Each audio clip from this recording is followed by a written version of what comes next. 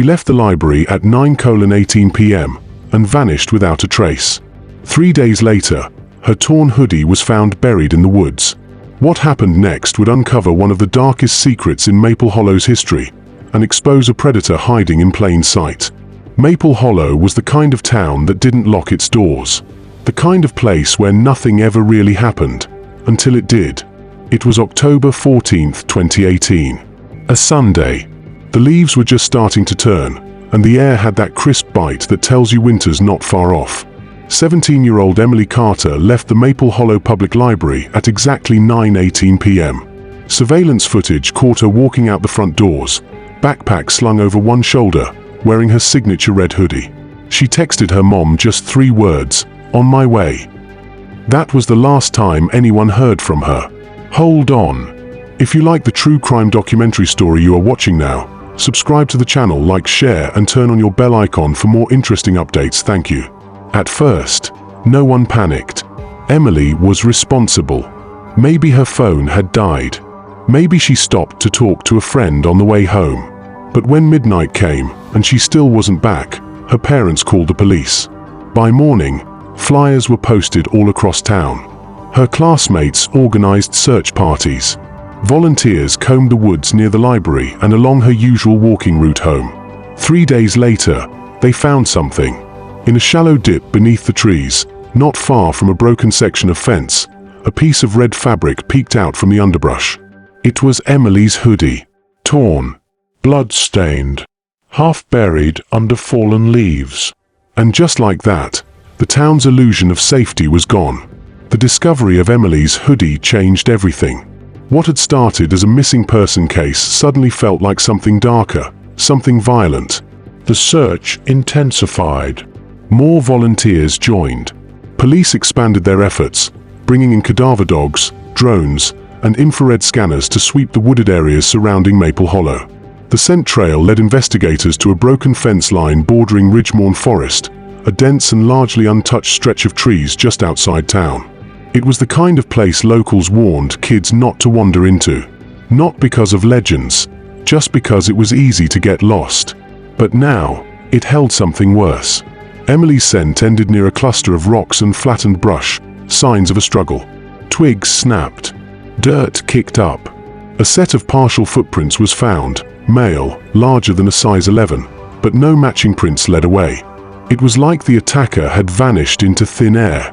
Detectives began interviewing residents, friends, teachers, anyone who might have seen or heard something that night. A few locals mentioned the old hunting cabin deep in the forest, abandoned for over a decade. Most people had forgotten it even existed. Police decided to check it, just in case. What they found inside would stop hearts cold.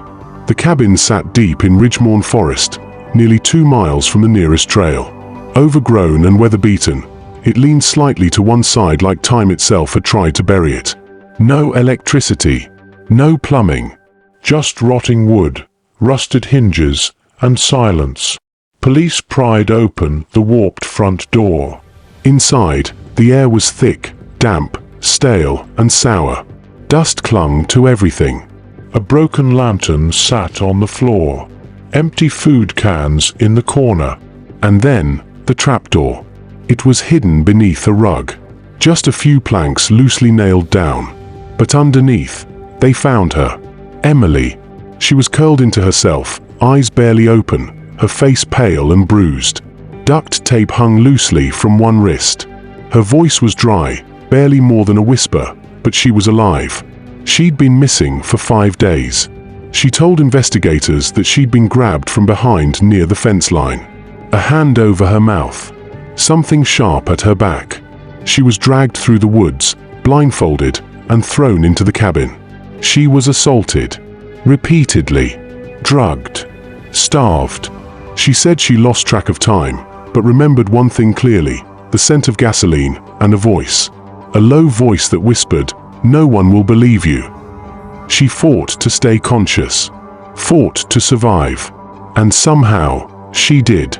Emily was rushed to the hospital, where a sexual assault response team collected evidence.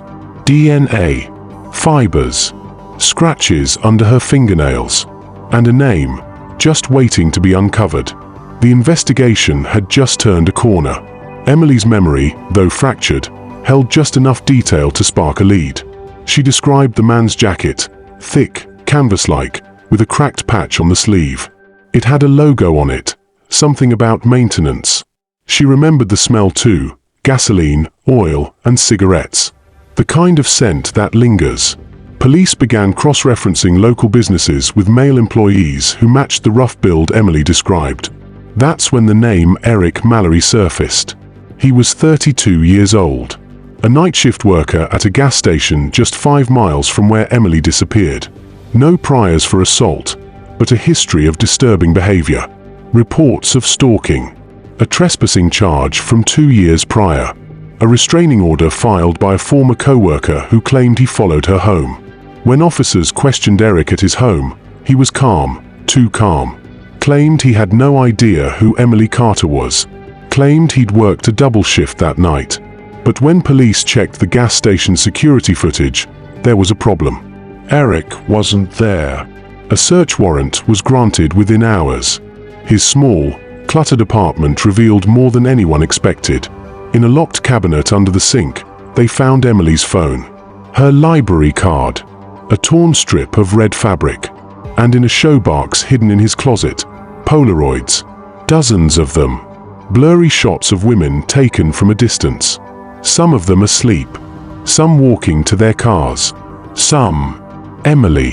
DNA pulled from Emily's clothing and fingernails matched Eric Mallory within 48 hours. The evidence was overwhelming. He was arrested on charges of kidnapping, rape, attempted murder, and unlawful imprisonment. But the most haunting question still hung in the air. Was Emily his only victim? Eric Mallory's trial began 7 months after his arrest. Emily Carter took the stand, nervous, trembling, but unbroken. She recounted every detail she could remember, her voice steady despite the weight of the trauma.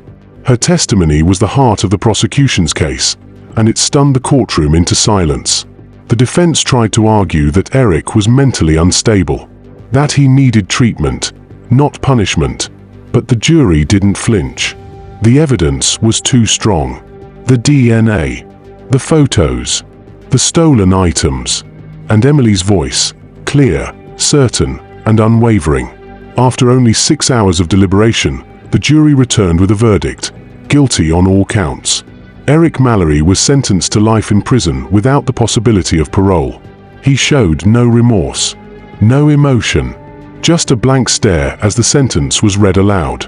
But for Maple Hollow, the scars were permanent. Parents began walking their children home from school.